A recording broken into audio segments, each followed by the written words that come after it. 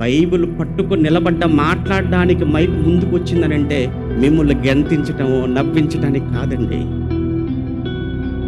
మీ మనసుల్లో ఒక ఆలోచన పుట్టించాలి, మీ మనసుల్లో ఒక భయాన్ని కలిగించాలి, మీ మనసులో దేవుని దగ్గరగా తీసుకుని వెళ్ళాలి.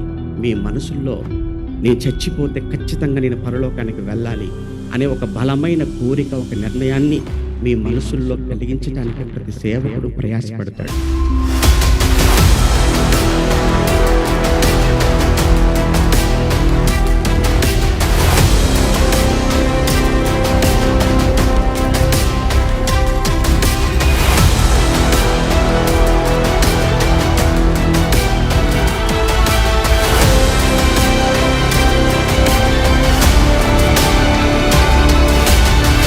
పరలోక రాజ్యాన్ని అనుభవించే శరీరం వస్తుందట మనకి. భూమి మీద ఉన్నప్పుడు ఈ శరీరాన్ని పెట్టుకున్నాం, ఏమైనా సుఖపడుతున్నాం అంటే ఈ శరీరం క్షయమైన శరీరం, పుచ్చిపోయే శరీరం, కంపు కొట్టే శరీరం, కుళ్ళిపోయే శరీరం. ఈ శరీరంలో ఉండి ఏదో లోకంలో దేన్నో అనుభవించేద్దాం అనుకుంటున్నారు. ఎంత తప్పు చేస్తున్నారు మీరు ఆలోచించండి.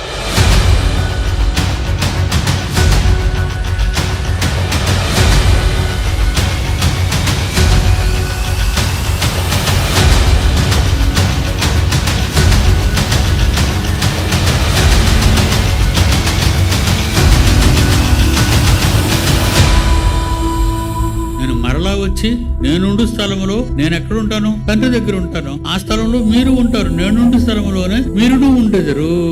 అందుకే నేను మరలా వచ్చి మిమ్మల్ని నేను తీసుకెళ్తాను, ఎందుకంటే త్రోవ మీకు తెలీదు అన్నాడు ఆ వేళ.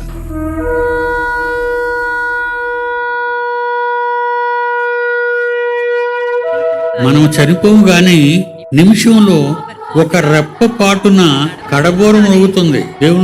దేవుని సన్నిధి నుంచి, ఆకాశ మండలం నుంచి కడబోరం మరుగుతుంది. కడబోరం మృగగానే మనమందరము చేంజ్.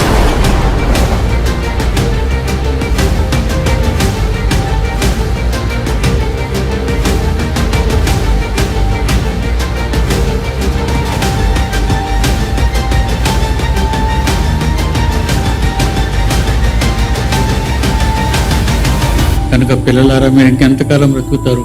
60 ఏళ్ళు బతికిన వాళ్ళు ఇంకొక 5-10 సంవత్సరాల్లో చచ్చిపోతారు. 40 ఏళ్ళు ఉన్నవారు మరొక 30-40 ఏళ్లలో చచ్చిపోతారు.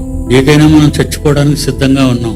ఈ చనిపోయేలోగా మీరు దేవుని కొరకు మీ త్యాగాలు చేయకపోతే మీకు మీ పుట్టుక వలన పరమార్థం లేదు.